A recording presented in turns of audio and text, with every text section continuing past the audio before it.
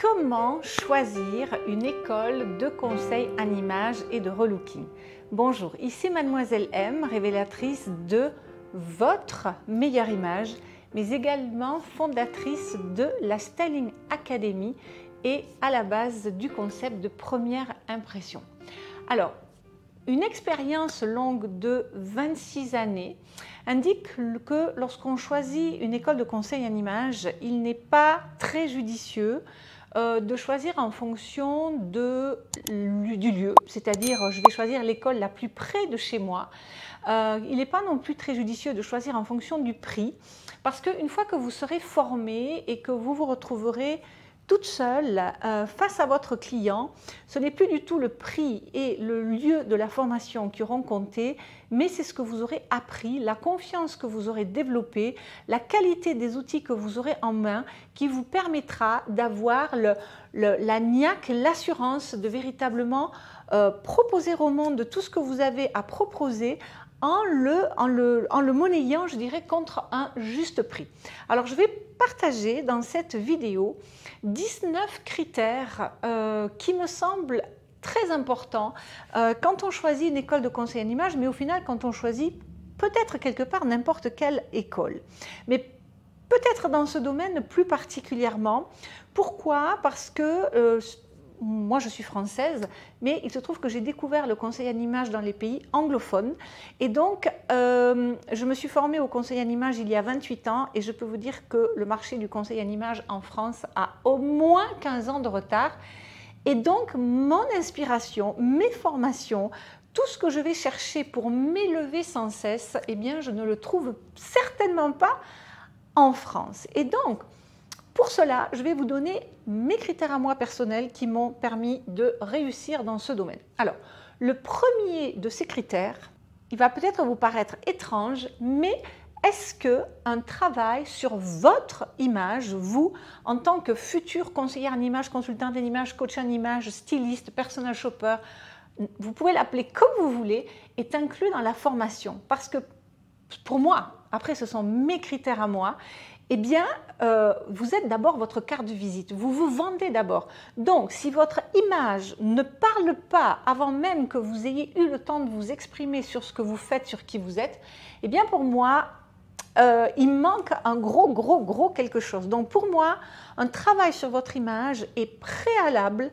à toute formation de conseil en image, parce que aussi vous allez apprendre à vivre de l'intérieur ce que vous allez ensuite faire vivre aux clients de l'extérieur. Et aussi également parce que lorsque vous serez en formation, au lieu de vous préoccuper sur votre petite personne, oui et moi, eh bien vous serez libéré de ces questions, de ces préoccupations pour véritablement apprendre pour les autres. Donc ça, c'est une première étape.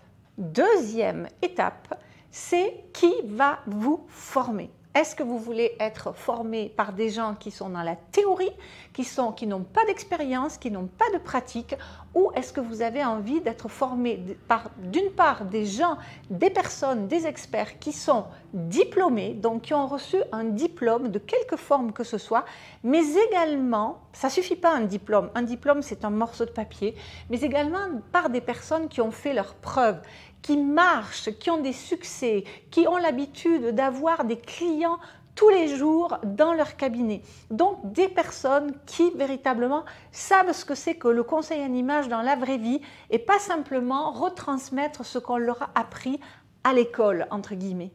Ensuite, est-ce que vous allez également être formé par d'autres experts? Ce que je veux dire par là, c'est que vos formateurs, votre formateur principal de conseil en image ne peut pas nécessairement être bon à tout.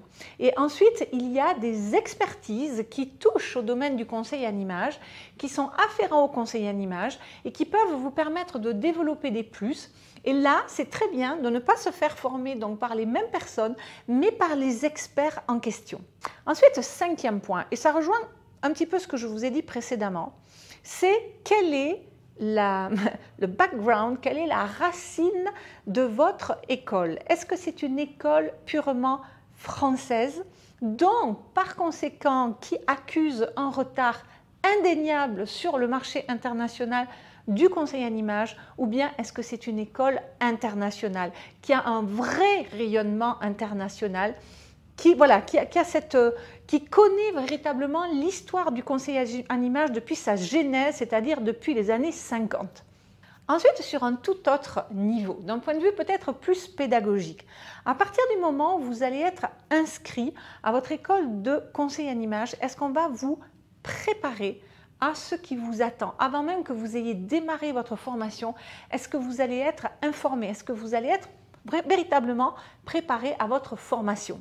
Ensuite, un point capital, et je peux vous assurer qu'il est matériel, mais pour avoir vu sonner à ma porte des centaines de consultantes en images qui se retrouvent sans matériel digne de ce nom, eh bien, faites très attention au matériel avec lequel vous allez repartir.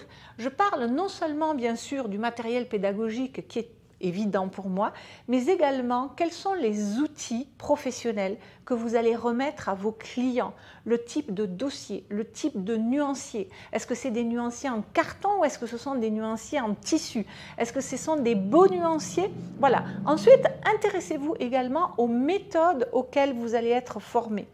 Parce que des méthodes, il y en a plusieurs, avec certaines qui sont beaucoup plus convaincantes, fines, approfondies, professionnelles que d'autres qui sont un petit peu des rudiments, des mises en bouche. Autre point relevant de votre pratique, c'est justement la pratique que vous allez faire sur modèle.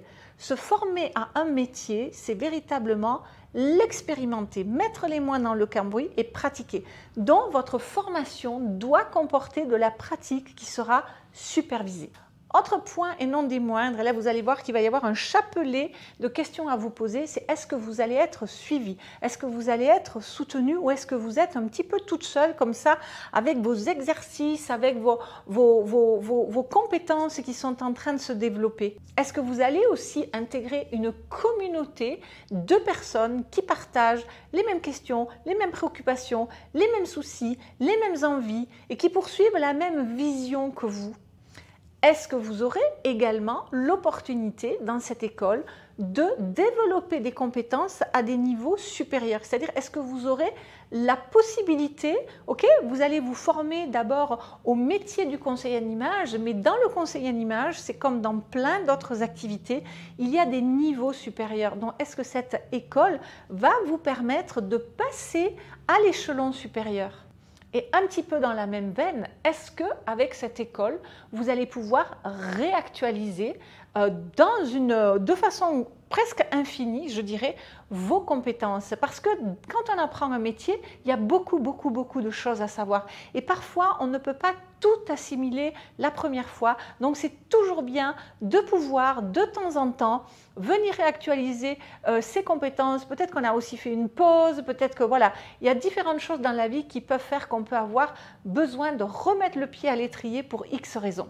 Un autre point qui peut être assez important pour certaines personnes aussi, est-ce que vous allez participer au développement de ce métier ou est-ce que vous allez être juste passivement assise là? Si vous avez peut-être des idées, si vous avez peut-être des projets, si vous avez peut-être des compétences, est-ce que vous allez pouvoir devenir un acteur ou une actrice de ce métier également?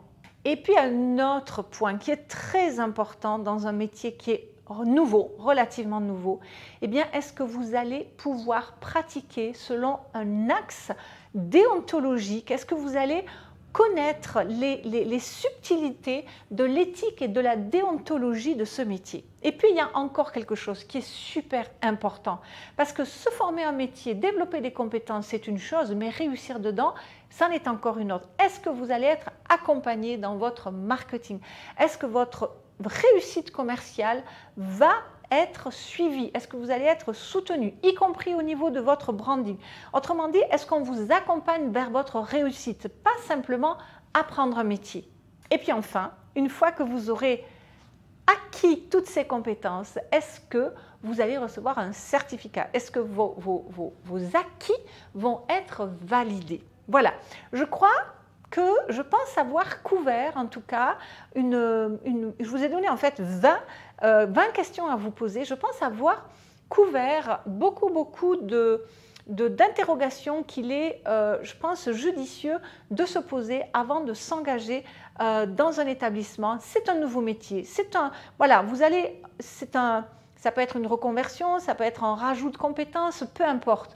Mais vous allez investir du temps, de l'énergie, de l'argent, donc sachez où vous mettez les pieds. D'ailleurs, si vous vous intéressez à ce métier, eh bien, je vous mettrai un lien pour télécharger le catalogue de formation de la Styling Academy 2.0 qui est à présent en blended learning puisque pendant 23 années, toutes les formations étaient en présentiel. Maintenant, elles sont en alternance de présentiel et de en ligne.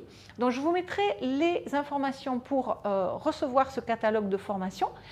Et d'ailleurs, avant même que vous le lisiez, je peux d'ores et déjà vous dire que la Styling Academy, depuis de longues années, eh bien, on tique toutes les cases, si vous voulez, de ces 20 critères-là. Donc, avant même que vous receviez votre catalogue, sachez que vous allez vous diriger vers ce type de qualité de formation.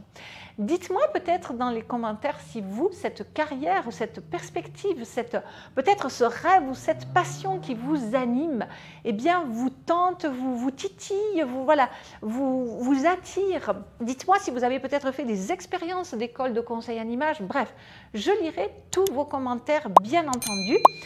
Et bien, merci pour vos likes, pour vos pouces en l'air, merci pour vos partages si vous connaissez des personnes dans votre entourage qui sont tentées par cette carrière. Et merci également pour vos suggestions de vidéos. Si vous avez des questions sur le métier de conseil en image, n'hésitez pas à les poser dans les commentaires ci-dessous. C'était Mademoiselle M, révélatrice de votre meilleure image et fondatrice de la Styling Academy. Bye bye!